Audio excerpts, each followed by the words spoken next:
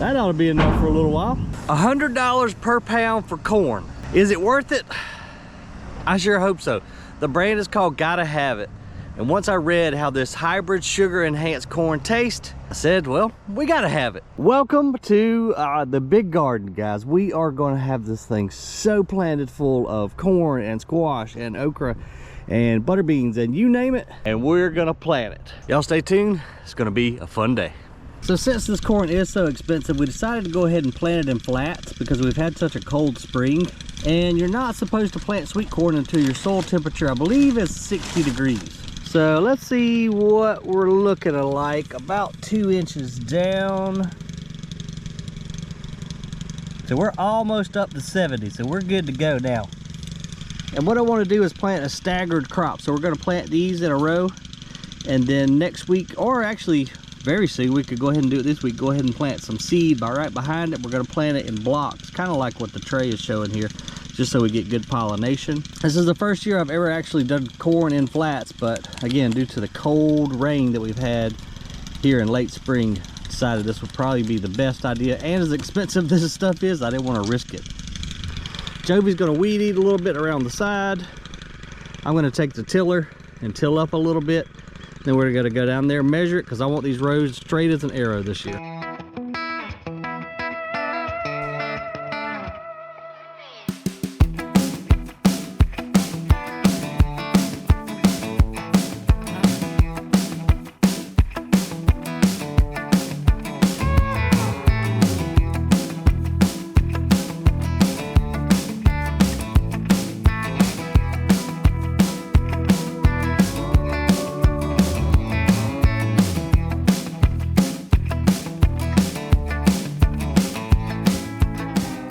All right, don't look too bad. Got all this tilled up. Miss Jovie's going around the outside of the fence and spraying. We've sprayed on the inside. We used a Killzall to kind of kill those weeds, you know, right around the perimeter of the garden, so that obviously the seeds don't blow in. I was able to till this up pretty good. I want to put mulch down. The plan is to have a cart path around the outside where Dad can ride and check on his garden. But right now we got to turn the sprinklers on to see what kind of coverage we're getting so that we know how far out we can plant. And I can't remember if I told you guys, but we're changing things up dramatically this year. Instead of going long ways, we're going crossways. The reason being, we've got those trees to the west, so everything gets shaded quite harshly down there in the afternoon.